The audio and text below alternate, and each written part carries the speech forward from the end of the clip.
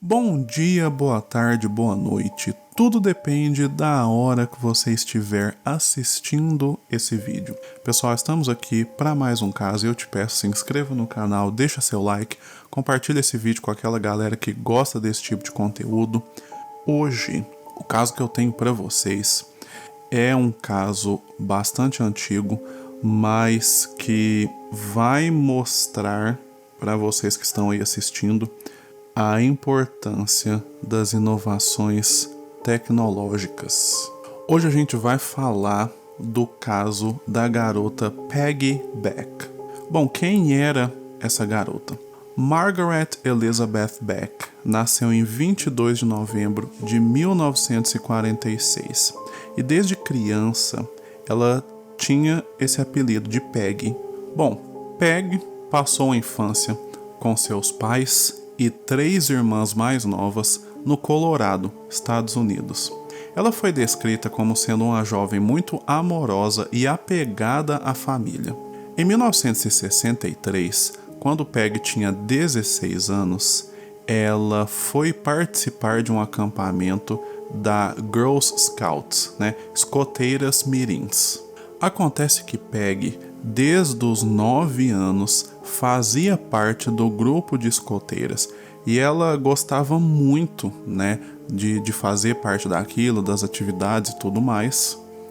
E ela estava bastante animada para esse acampamento que aconteceria naquele verão, porque pela primeira vez ela iria como conselheira.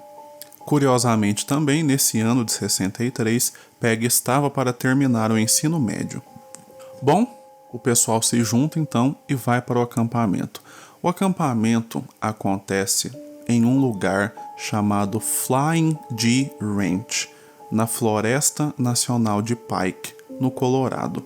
Peg está lá com mais 27 pessoas. Dessas 27, 24 eram menores de idade, as garotas escoteiras, e as outras 3 pessoas eram adultas. Bom, era um acampamento só de mulheres, então as escoteiras, todas meninas, e os adultos que ali estavam, 2 eram mulheres.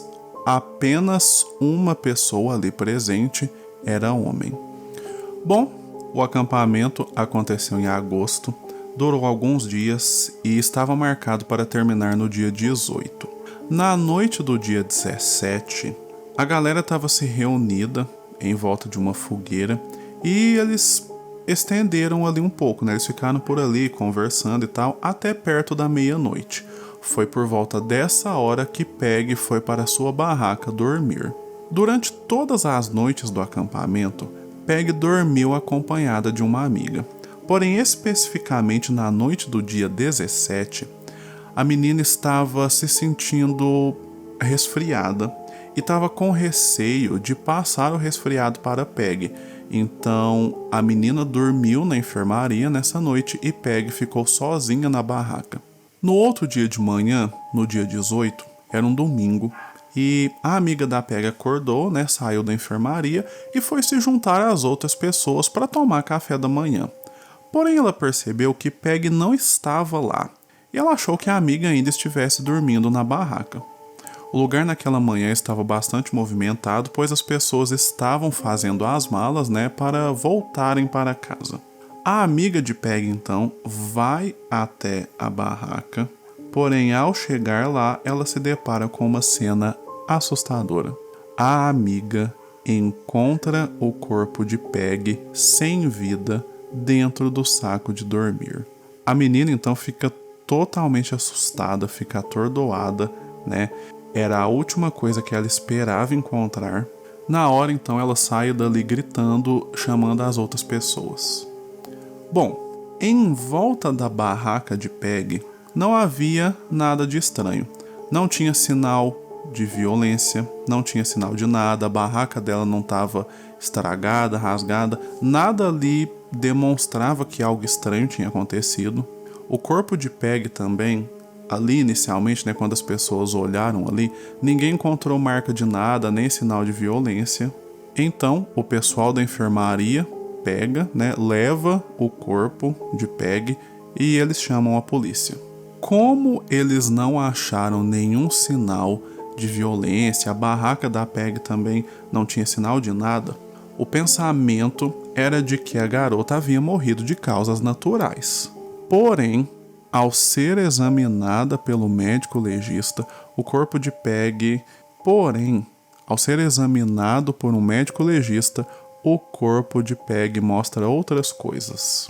Em torno do pescoço da garota são encontradas marcas de dedo, o que faz com que o médico legista chegue à conclusão de que ela foi asfixiada. O médico também encontrou resquícios de pele humana nas unhas da garota, dando a entender que a menina foi atacada e tentou resistir. Assim, com essas novas revelações, a polícia então teria que abrir uma investigação para descobrir o que realmente aconteceu, quem atacou a menina Peg. Porém, nesse momento, o trabalho da polícia seria bastante complicado, porque assim que o corpo de Peg foi removido, a barraca dela foi tirada dali, né? E o local foi todo limpo. Ou seja, qualquer possível evidência que seria encontrada ali no local, agora essa possibilidade foi morta. Ou seja, não havia a possibilidade da polícia encontrar evidências ali, né? Porque a barraca foi removida, o local foi limpo, então qualquer evidência, qualquer possível evidência foi removida. As únicas evidências que a polícia tinha então eram as marcas dos dedos que foram achados no corpo da garota, né, no pescoço dela, e os resquícios de unha, os resquícios de pele embaixo de suas unhas. A conclusão da polícia então foi que Peg teria sido abusada e logo depois asfixiada até a morte. Agora então a polícia estava atrás de suspeitos. A polícia começa a interrogar pessoas. Os primeiros interrogados foram as pessoas que estavam ali, né, acampando junto com ela. Ninguém viu, ninguém ouviu nada. Por quê? O rancho que as garotas estavam era muito grande e as barracas não estavam tão próximas. A barraca mais próxima da de Peg estava a mais ou menos uns 10 metros de distância. Então assim, e como isso aconteceu no meio da noite, as pessoas já estavam dormindo, então ninguém viu nem ouviu nada. No dia 20 de agosto, 2 dias depois do ocorrido, como eu falei para vocês no início aqui do caso, das 27 pessoas que estavam no acampamento, 26 eram mulheres, havia apenas um homem, que era o zelador ali do rancho. Esse homem, ele foi interrogado, né? E ele passou por um teste de polígrafo. Ele foi o primeiro suspeito, né? E aí era um senhor de 67 anos. Ele passou pelo teste e então a polícia descartou ele como suspeito. Bom, o que foi feito logo em seguida? A polícia divulgou, né, o caso para a mídia e um jornal local publicou uma matéria sobre o ocorrido, informando que a polícia estava atrás do suspeito e alertando para que as pessoas ficassem atentas, pois possivelmente o autor do crime estaria ali, né, andando solto pela região e seria um homem que teria arranhões no corpo e no rosto. Com essa matéria publicada, então, a polícia começa a receber ligações, começa a receber informações.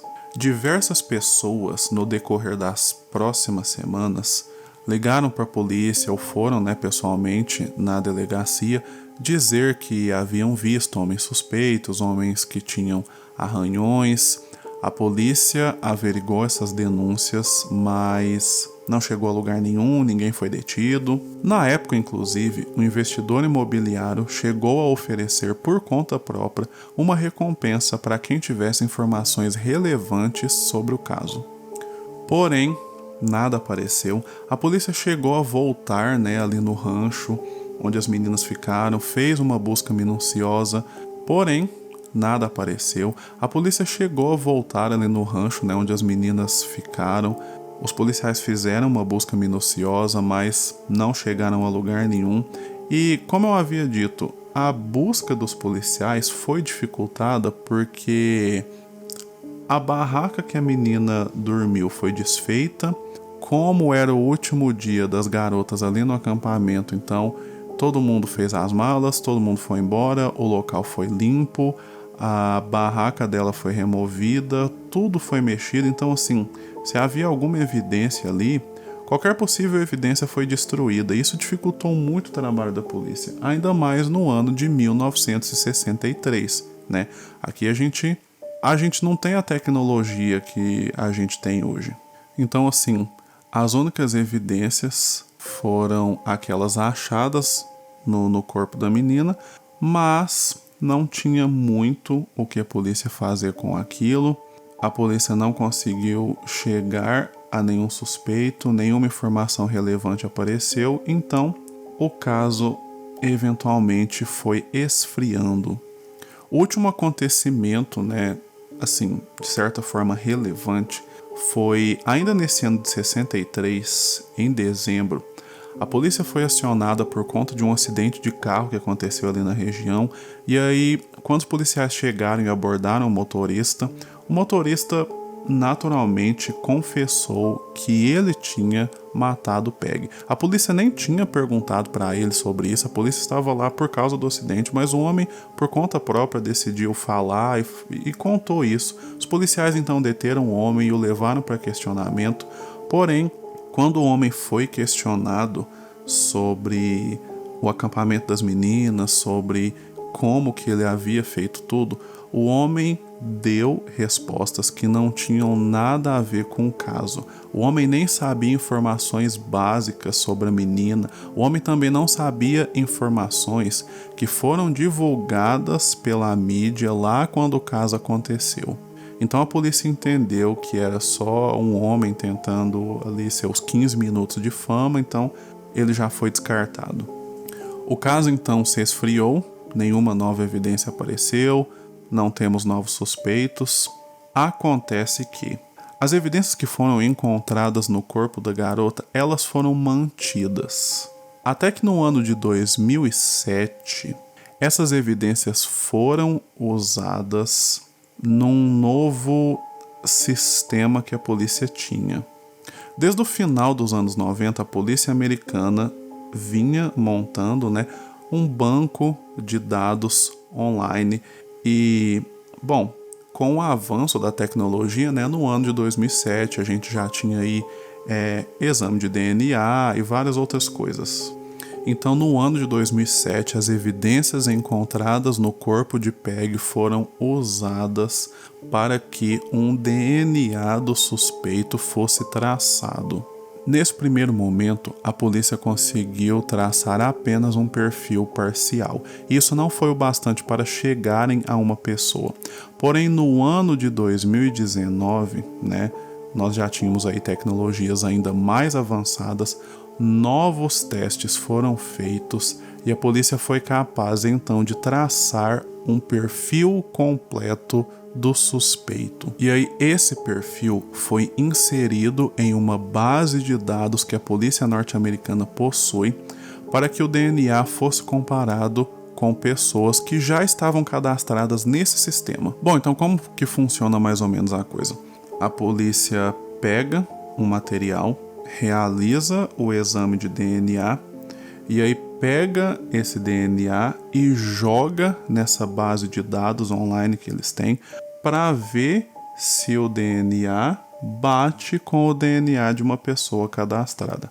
Então vamos supor, aconteceu um crime e aí a polícia não sabe quem é o autor daquilo, mas a polícia consegue coletar material genético. A polícia então realiza o exame de DNA.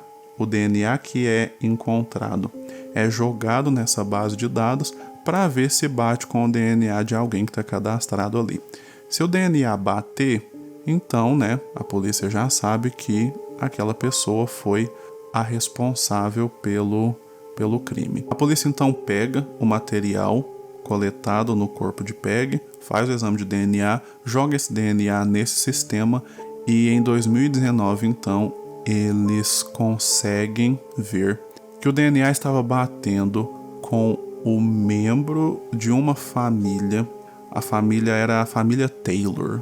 Só que eles não sabiam exatamente quem era essa pessoa. O DNA estava batendo com um membro dessa família Taylor, mas a polícia não sabia exatamente quem é. Então a polícia entra em contato com os membros dessa família, coleta material dessas pessoas, né, para fazer comparação. A polícia conversa com eles, fala da situação, né, consegue coletar a material, né, a amostra de DNA, faz os exames e aí faz exame com um, faz exame com outro, descarta um, descarta outro, até que eles conseguiram chegar em um nome. Finalmente, então, a polícia chega em um homem chamado James Raymond Taylor. James Taylor nasceu em dezembro de 1939 e em 1963, no mês de agosto, ele tinha 23 anos. Em 1961, ele havia se casado, ele tinha um filho e em 1963 ele morava na mesma cidade da família de Peggy. O DNA, então, bate com o DNA desse homem. Quase 60 anos depois, a polícia finalmente consegue um perfil. Então a polícia entra em contato novamente com a família do James Taylor e pergunta sobre o homem. Porém, o que a polícia ouve não é interessante. Os parentes de James dizem que não sabem nenhuma informação a respeito dele desde os anos 70. Seus parentes disseram que nos anos 70 ele sumiu. Ele parou de entrar em contato com a família e então ninguém sabia dele. Ninguém sabia onde ele estava, ninguém sabia o que ele fez durante todos esses anos. Ninguém tinha noção se ele estava vivo, do endereço dele. O último paradeiro conhecido do homem é do ano de 1976, quando ele morava em uma região de Las Vegas. Em abril de 2020, um mandado de prisão para James foi expedido. E aí, desde então, a polícia tenta, encontrar o homem, infelizmente sem sucesso. Existe uma possibilidade pequena que James seja encontrado, porque, desde 76 ninguém sabe aonde ele está e se ele estiver vivo, ele vai estar com 81 anos. Uma idade já bem avançada, Então existe a possibilidade de que ele já esteja morto. Mas, independente disso, o mandado de prisão para ele está aí. A polícia está na caça do homem e eles estão na esperança de encontrá-lo. A mãe da menina Peggy faleceu em 1974, o pai dela faleceu em 2009. Infelizmente, nenhum dos dois teve a chance de ver o caso da filha solucionado, porém, as irmãs de Peggy continuam vivas e, inclusive, recentemente, uma delas deu entrevista agradecendo imensamente os esforços que a polícia ainda continuava a fazer para fechar esse caso e diz também que ela mantém viva a esperança de que vai haver um fechamento satisfatório para a situação da irmã dela. 60 anos depois. É o caso mais antigo da história resolvido através da tecnologia de DNA. E agora eu pergunto para você, já conhecia esse caso? Já tinha ouvido falar? Já tinha lido sobre ele? Qual foi sua reação ao me ouvir falar dessa situação? Outra coisa, vocês acham que James ainda está vivo? Você acha que ele será preso? Coloquem nos comentários sua opinião sobre o caso. Coloquem nos comentários também se você sabe de mais algum detalhe que eu não falei aqui no vídeo. Escreve aí também, vamos manter viva a discussão sobre esse caso. Eu vou ficando por aqui, quero agradecer você que chegou até o final desse vídeo. Peço novamente, se inscreva no canal, deixa seu like, compartilhe o vídeo com aquela galera que gosta desse tipo de conteúdo. Vou ficando por aqui, a gente se vê no próximo caso.